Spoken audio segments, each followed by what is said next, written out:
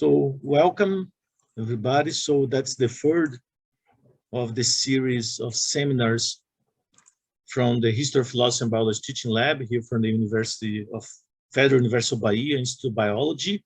Today we have the great pleasure to receive Maël Montévil from the Centre Cavaillès, École Normale Supérieure from France. He will talk to us about how should we think about scientifically about biological objects. Let me just say a brief words about Maël before we move to him.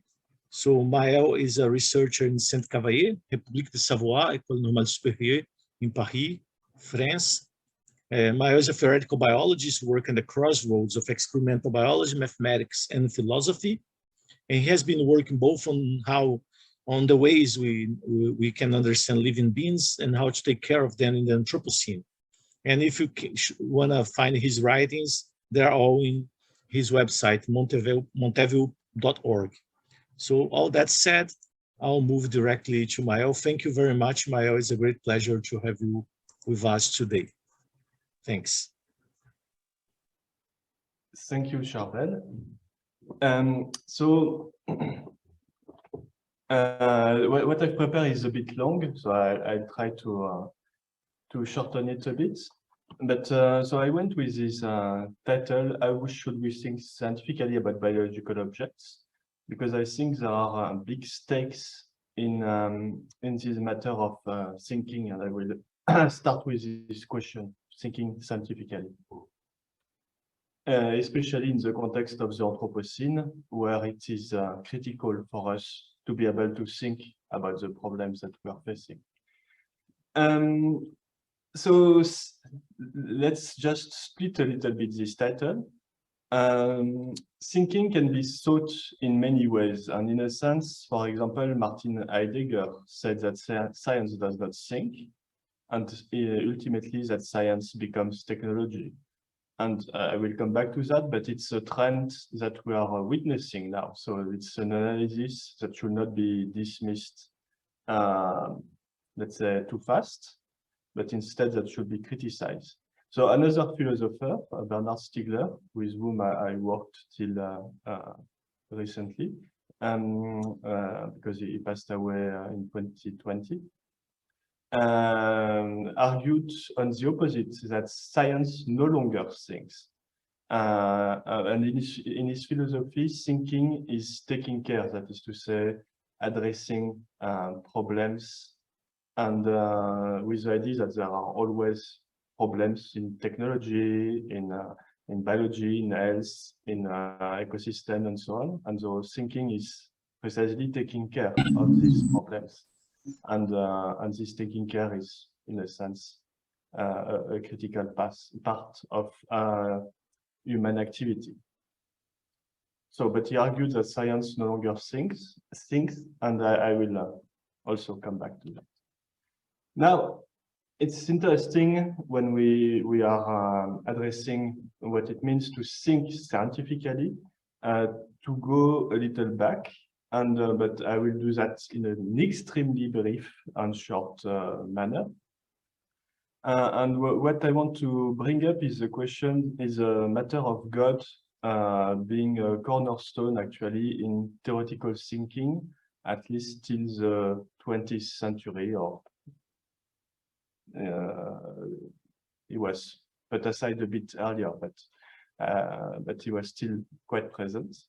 So it started in a sense with Aristotle and the question of physics in Aristotle, and Aristotle introduced the prime mover or the immobile mover, and with this idea comes it was already in a sense the idea of a philosophical God that was necessary for his system to work.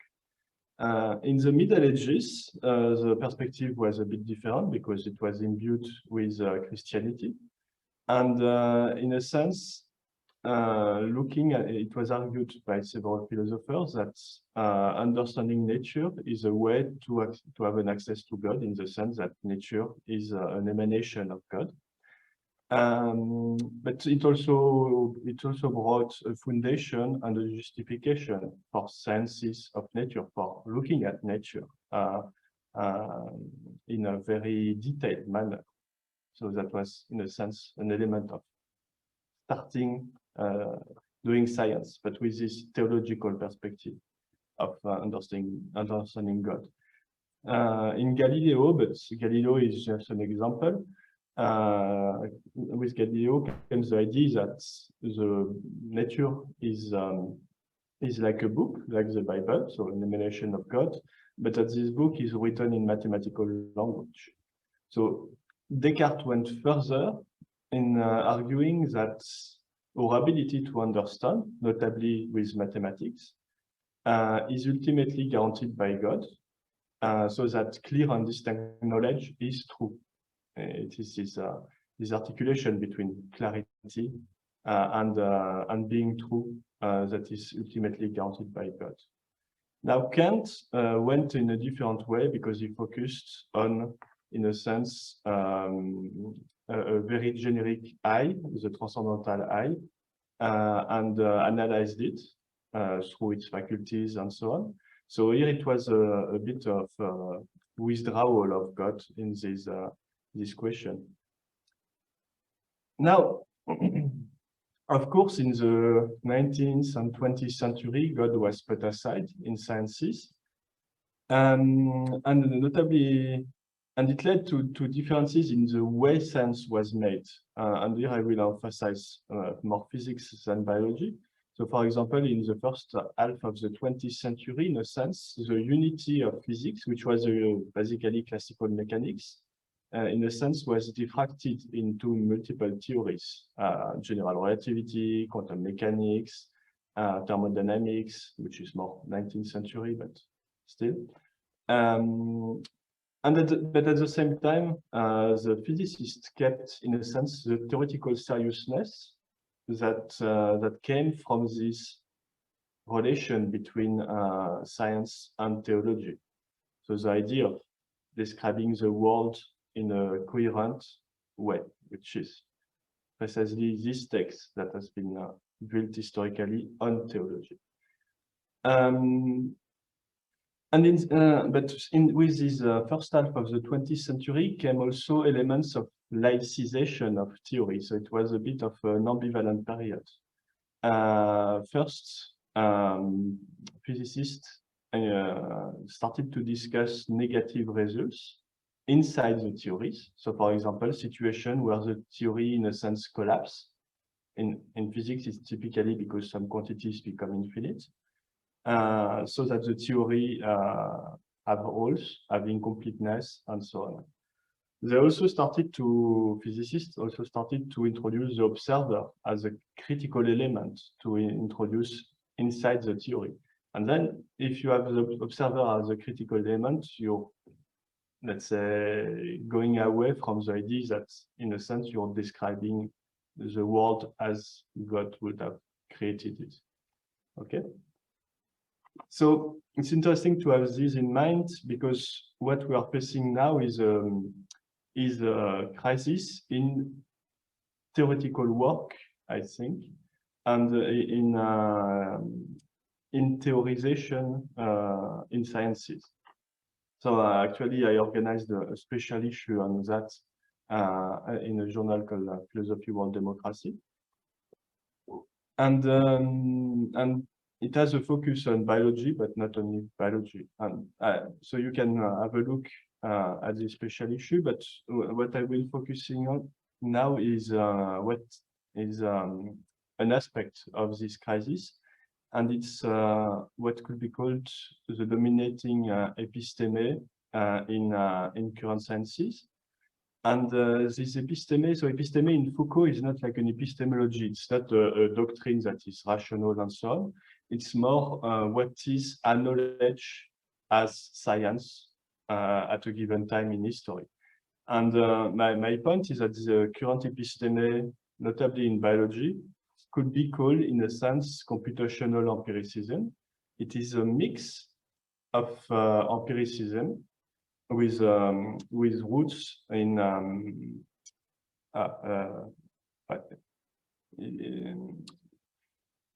it is empiricism where all articles actually forced to be structured like an inductive reasoning. So the structure of articles in biology is really forced to be introduction, methods, results, and discussion, which means we are doing something in the world, we observe stuff, and then we can give meaning to them. It's an inductive structure. And it's you can look at a random biology journal and you will find that this structure is imposed. But at the same time, basically all papers in biology that are at least experimental use statistical tests. Statistical tests are a kind of computational pauperism. That is to say, we make hypotheses and alternative hypotheses. We make computation, and then we can say that the null hypothesis is probably wrong, and we can say that we have seen something interesting in the world. So it's pauperism, which is in complete contradiction with an inductive structure. So the structure of most biology papers is completely contradictory, but that's one part. And last, of course, there is a valorization of everything that is computational. So for example, if an author does a review paper that is critical, so there is intellectual work in being critical, with elements of synthesis, with elements of theorization, that is to say, concept to put things together, that will still be called a review paper in nowadays mainstream journal in biology.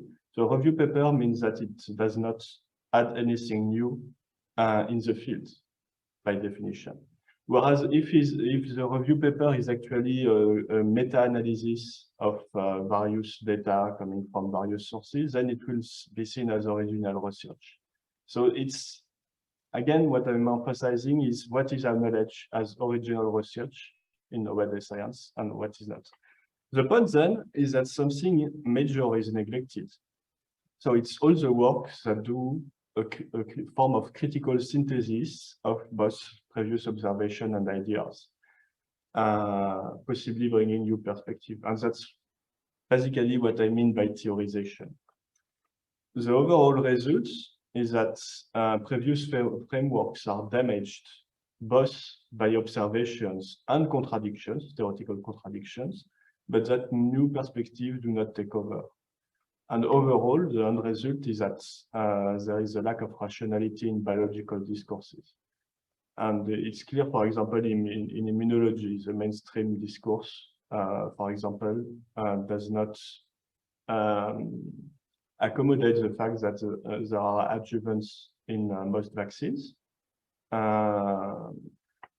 It's not the case for COVID vaccines, but whereas there are ways to think biologically about that. So overall, we are in this situation of under-theorization, and this situation of under-theorization leads to a lack of rationality.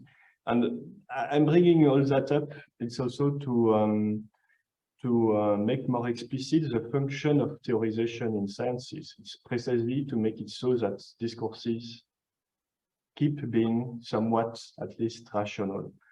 And by synthesizing a diversity of observation, ideas, local reasoning, and so on. Now, let's focus on the last part of my title, which is a question of biological objects, and the question of how we define it, and how we define them. So in a way, the identity of biological objects, if we want to give them an identity, could be addressed in two main ways, which are broadly used both in sciences and in philosophy too. Both of them are, in a sense, already in Socrates and Plato. So one of them is relational. The idea is that we look at relations between objects, and we assume that they are stable, and through the relation, we understand the objects. In a sense, this idea was also a lot developed by Descartes with the idea of mathematical closure. The idea that we have a number of relations or of operations, and with these operations and relation, we stay in a given mathematical structure. And in a sense, classical mechanics work like that. Not exactly Newton, because with Newton, angels will intervene and so on. So there is not a complete closure in Newton's picture. But in the most modern view on classical mechanics, there are forces, and forces are the only cause of motion. And then there are equations which have always a unique solution, except in very, very specific cases, which means that the mathematical framework determines causation, trajectories, and everything that we want. In a sense, population genetics build on something like that, the idea of having a mathematical framework that is sufficient to understand the changes. But in my sense, it's particularly insufficient. Now, there is another way to address the identity of objects. It's by stating that these objects have an origin, and in this origin lies the true nature of the objects. And so it's very commonplace actually in philosophy and to an extent in politics. For example, identity politics build on this notion. Typically, for example, in France, Zemmour dreams of a France that was in the past, that is damaged now, and we should go back to this France that was in the past. Now, in biology, it's not as commonplace, except in the analysis of the rationale of molecular biology. In a sense, DNA is the origin of the organism in molecular biology, at least the older versions. And actually, DNA is very much Aristotelian. Molecular biology is very much Aristotelian in the sense that DNA, again, in this traditional version, is the immobile mover that starts everything that takes place in the organism. Of course, it's at the level of organism, the immobile mover changes in evolution. Then the challenge, in my view, is to address and to do biology as a science that will not build on either kind of identities, that is to say, the origin on the one side, or relational identities which come from physics. And instead, biology requires both kind of theoretical constructs. But having both means that we have to think of a bastardized epistemology, an epistemology that is not pure, and it's not pure because it doesn't provide a simple identity to the object, like in physics, for example. So, I've said already that to an extent. From a more hands-on perspective, the issue in biology is that, so there is a theory of evolution. I've mentioned population genetics, which is part of it, but it's only an aspect of it. There is molecular biology with its Aristotelian flavor, but there is no theory of organization, or at least it's not a well-acknowledged part of biology. So there is a need to theorize a bit more explicitly what biological organizations are. And here the reference to physics can be tricky because usually physicists who enter biology actually are talking of the relationship between physics and biology at different levels. And I just want to mention that. The first level is interfaces between theories of physics and biology. So, for example, if we are talking of the force exerted by an animal, a plant that is growing, or a cell, of course, it's physics, a quantity from physics. Or if we are talking about the thermodynamics of a living being, again, we are at the interface with the theories of physics. Now, some physicists also use models that come from physics in biology. So, for example, when doing statistical physics of school of fishes, but then we are doing they are doing just an analogy. So, in this statistical physics, there is a mathematical temperature, but it has nothing to do with the temperature of physics. It cannot be addressed with a thermometer, for example. And last, there is also the question of the comparison on the method to do science, and especially, in my case, to do theories. And my point, since most of physics, or we can say all of physics is relational, is that in biology, there is a problem with physics method because we have to introduce what I call historicity. I will skip that. And so to say things again in a very brief, but I think still accurate manner. The main problem is that physics at the level of the method understand changes based on invariance. Whereas biology, with the evolution theory, understands living beings are as primarily historical. Then there is really a contradiction if we want to do theoretical biology like theoretical physics has been done. I will skip this part, but maybe just an element that is that gives an undone intuition of the problem is that so in physics, since we can mathematize objects, it means that in a sense we can detach the understanding from a specific material object.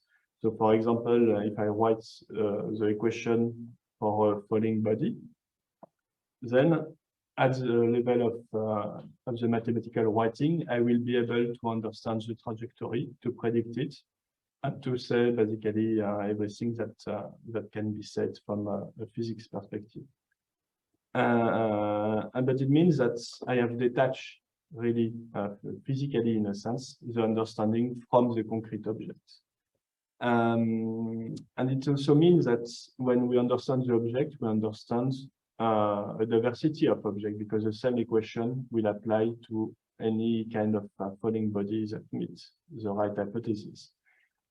Now, in biology, instead, so we have historicity, things change, and then we argued, notably with Giuseppe Longo, that we cannot understand biological objects as generic, which means that the relationship between the object and the mathematical description cannot be the same.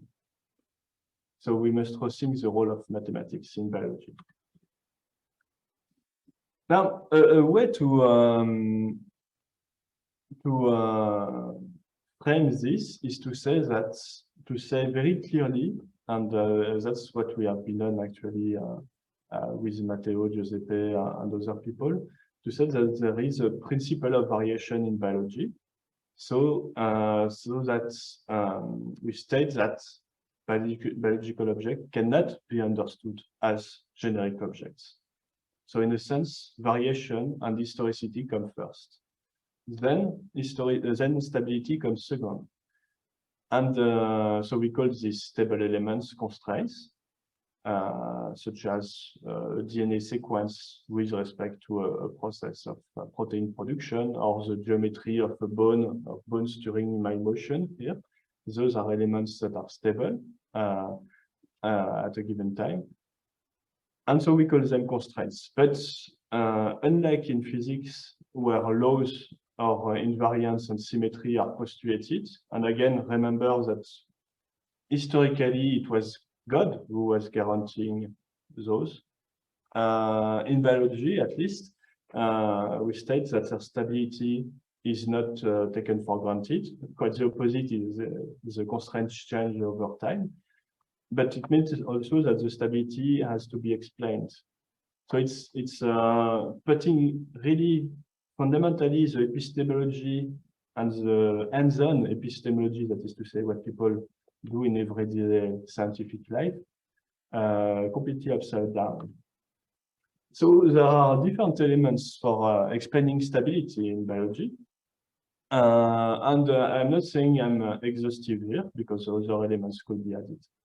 But the first one is natural selection. And it was explicit in Darwin. The Darwin's scheme was really to have variation first and then selection. And selection means what? It means that only some variants are preserved over time. So we use the word the preservation of favored races in the struggle for life. Now, if you think about it, natural selection is typically emphasized by the competition. But for example, if a part of the body,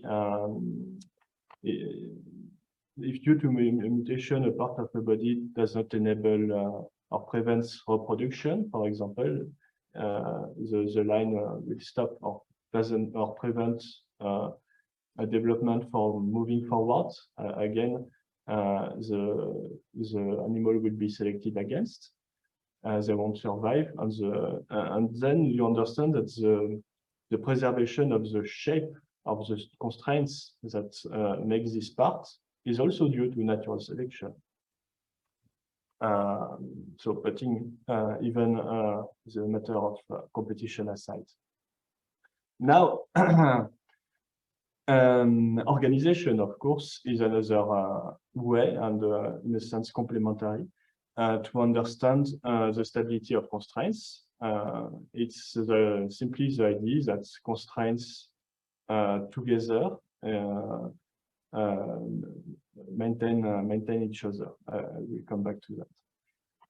What is interesting is that both is rationale to understand stability in biology correspond to concept of functions in biology. And here we could have an articulation with physics too and thermodynamics. It's how systems and specific systems endure far from thermodynamic equilibrium.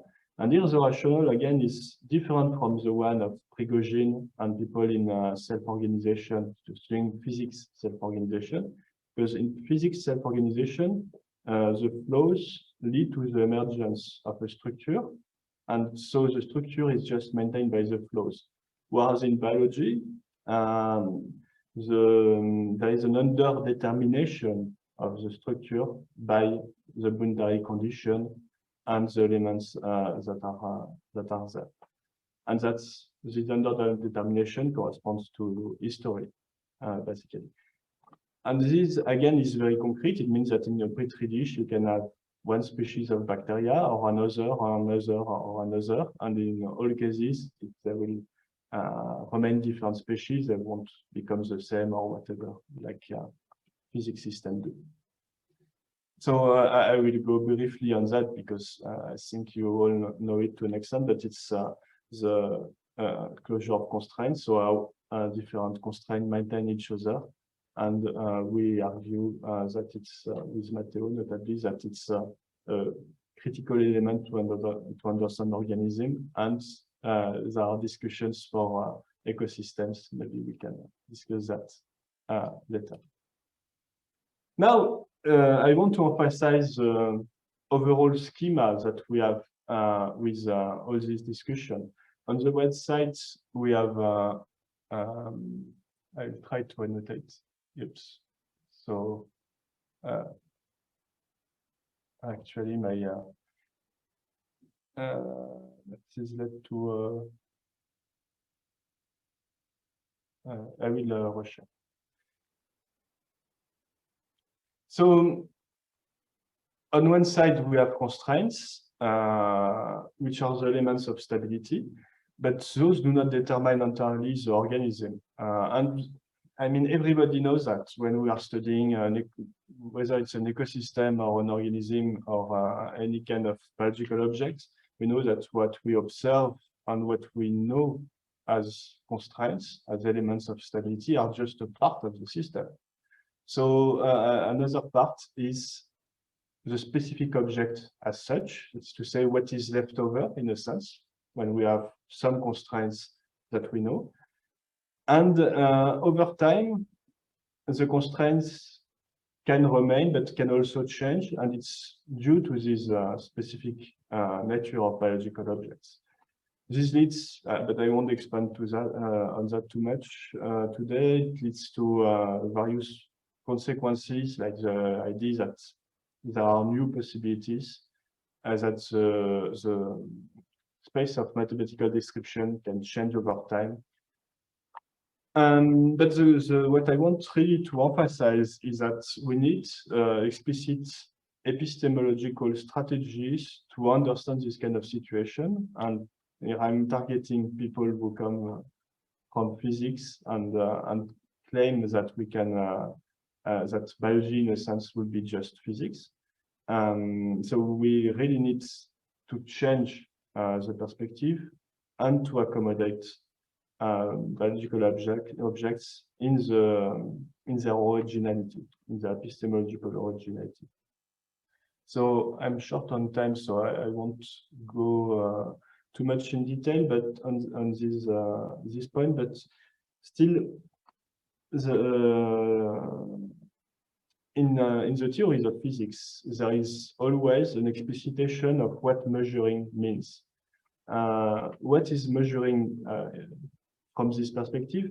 It's the principled action of connecting an object in the world with the mathematical framework.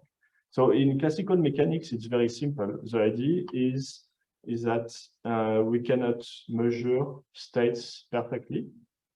So we are always measuring them as intervals. So it's a connection between the mathematical description and the objects that we are observing in nature. In quantum mechanics, it's more complicated. The states change during measurement. Now, in biology, there has been almost no theoretical discussion on this. So I try to propose some ideas. And the key idea is that, so with respect to constraints, in a sense, we are a bit like in classical physics. But measuring an object in biology, it's not just measuring constraints. It's measuring, for example, the size of a bone or the concentration of a chemical in an animal. Let's say a mouse, a rat. It could be also an ecosystem. So the measurement is not just about the part of interest, it's also with respect to the organism, and in a sense also the organism is in its context. And now, what is an organism, or more specifically, how is it defined in practice?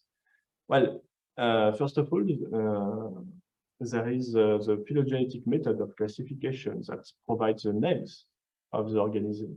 And here, again, I'm targeting people who come from physics. When reporting an experiment on mice, on chicken, or whatever, the very fact of naming them mice or chicken leads to a logical dependence with respect to this framework. Now, how does phylogenetic systematics work? It is a field that is very different from population genetics. It is the idea is that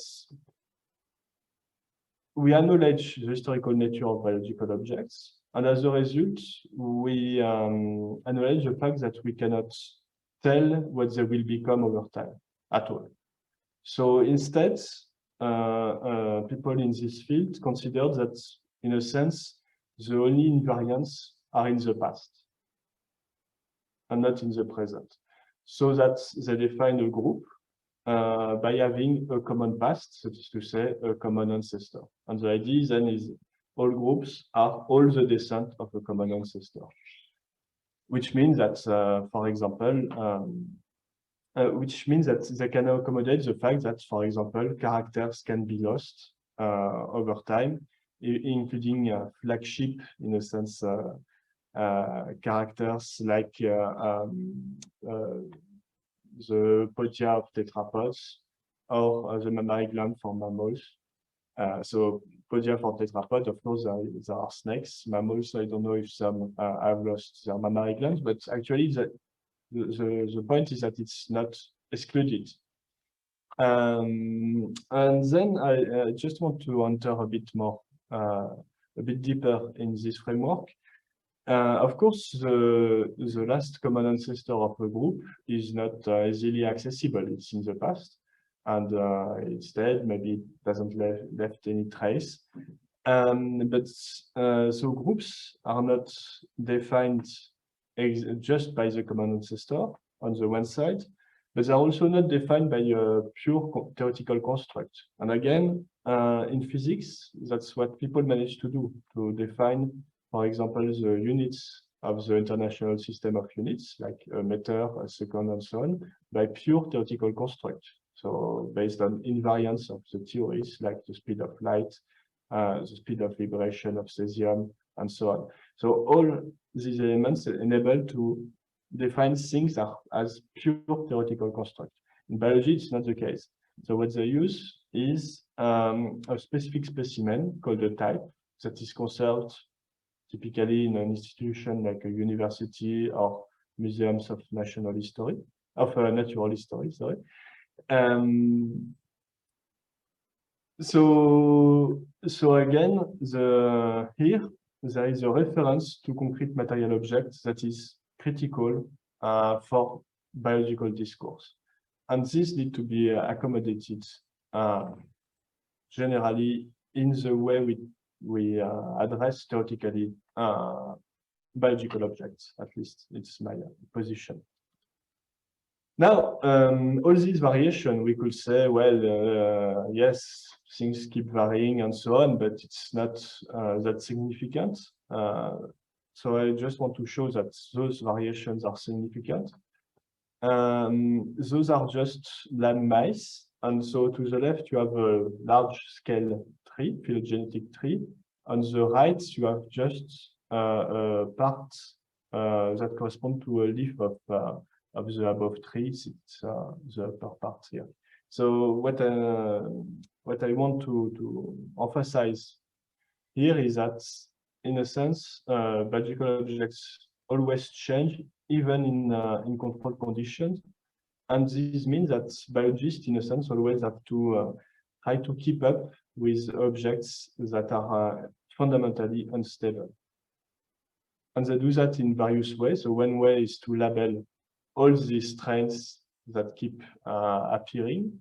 One way also is to freeze some samples in order to go back in the past, in a sense, to something that is close to, for example, animals they experimented on. And so just to emphasize again that this is significant. So for example, when exposed to a carcinogen, rats would have from 0% to 90% of cases tumors. So depending on the strains, something is carcinogenic or it's not. So those are very significant. And now, the last big paper we wrote with Matteo aims precisely to introduce a more explicit articulation between these two epistemologies, the epistemology of constraints, which is related to the epistemology of physics, and this historical epistemology, which is, again, and from a very mainstream perspective, necessary to talk about the objects we work with in biology. And so we did so by introducing a symbol that is not a formal symbol. It's a symbol that ultimately refers to a concrete object in the world, which is why we called it a symbol in the sense that it has this notion of reference. And underlying this symbol is the history and also to an extent the contextuality of the object. And then we proposed that this kind of writing, which is a change in the way we write also the objects in biology, we propose that it's actually what people work with in everyday biology, but implicitly. Actually, this historical description and the context in a random biology paper are written mostly in the materials and method part, but it's always there. It's always there because it's absolutely required to do biological experiments. It's not just addressed theoretically. I don't know how much time I have left. I'll just maybe give a hint of the second part.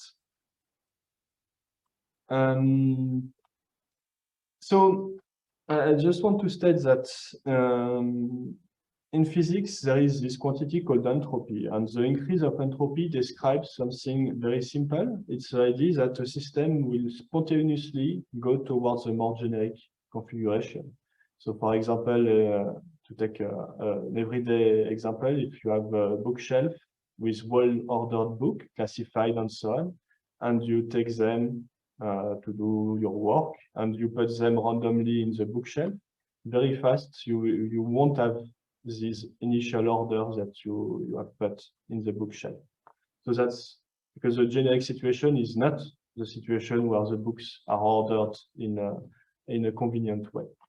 So that's an increase in entropy. Now, what happens is that in biology, in a sense, living beings can go from more generic situation to more specific situation, so more improbable, and it's in a sense the intuition behind the quantity that we have called with Giuseppe Longo anti-entropy. And to define it more explicitly, in a sense, the elements that matter for anti-entropy are elements that play a role with respect to an organization, are a specific result of history, so it's past novelties in a sense, things that were improbable that appeared over time. And so these elements play a role in the organization because they are improbable. And then my point is that this kind of things enables us to understand something that is growing in the literature, but that is not really thematized. It's the notion of disruption that is used by biologists in many different fields, for example, in ecology or in physiology for endocrine disruptors. And at the same time, this notion of disruption is not thematized as such. And my point is that understanding disruptions that take place, especially in the Anthropocene, will require a theory of organization that will acknowledge both the systemic aspect of living beings, so notably from an organizational perspective, and also at the same time their historical nature. And then if we have something like that, of course, we can say that disruption is not the same thing than perturbation or disturbance, which are words that are used in physics and in ecology, respectively. So I will give an example, and after that, I will stop. A very good example, and relatively simple of that, is the case of plant pollinator networks. So in these networks, there are seasonal activities. So that, for example, bees hatch or start the activity at a given time in the year, and plants flower at a given time in the year.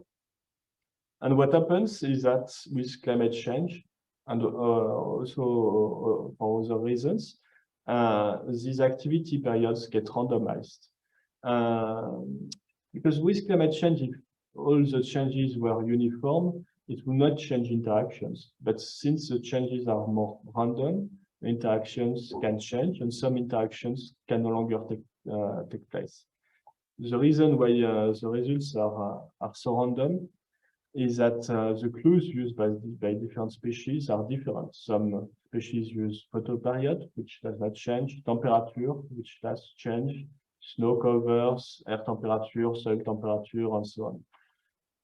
So the changes are random, and the end result is that the different populations of ecosystem get desynchronized. And for example, in a model by Jane Lemott, from 17 to 50% of the pollinators will be in a lack of food during a part of their activity period, so due to this randomization. But what I want to emphasize here is the rationale that is used in these models. It's the idea that actually the initial situation will be very special with respect to activity period, in the sense that it is a situation where all the populations in the ecosystem are viable. And then this initial configuration gets randomized, it's more generic, and it's less variable, so some species disappear. So you have this overall schematic where history and coevolution is critical to understand the viability, the initial viability, and then it's also critical to understand how part of this viability is lost due to the disruption. And again, here it's I'm again targeting physicists entering into biology. For a physicist, initial situations that are improbable require an explanation. So typically, physicists will look for a situation where the model works for any value of the variables. Here, history enters the picture because it justifies that a very improbable situation exists, the initial situation which is viable. So I will skip this part just to say that we can do mathematics with that. And with a first definition of disruption. So in a situation where history has produced a singular configuration that is viable thanks to this singularity, this disruption replaces it with a more random and generic and ultimately less viable configuration. Now, we can analyze endocrine disruptor, for example, in the same manner. It's more complex because in the case of endocrine disruptor, which is in a sense just a randomization of hormone action, there is also the development, which makes things more complicated. I will skip this example and just mention that in my view, there is a kind of second order disruption, which is the shutting down in a sense of the possibility to create new novelties.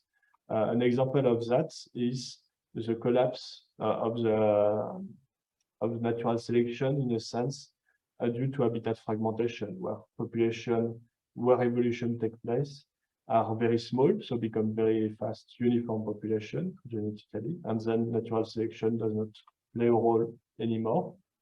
And another example would be in the interaction between parents and children, which in a sense lead to very stereotypical behavior in young children. So I conclude just so I hope that I showed you that there is a humongous amount of work to do theoretically to accommodate these two epistemologies together in biology, and I think really it's a critical task. And it is also, I've showed that briefly, it's a critical task to understand the challenges of the Anthropocene. I've taken the case of plant pollinator networks, but it's also relevant for endocrine disruptors and in other cases. And this perspective, in a sense, is a limitation on the discourses that we can pronounce in biology. And you all know that there is let's say a proliferation of promises in biotechnology, in the biotechnology field. So it's a limitation on these discourses that, of course, we aim is a rational limitation, but I also want to emphasize that it opens new paths and the possibility of new practices in biology, for example, new mathematical practices, new kinds of writings, and possibly also new kinds of predictions. So thank you for your attention.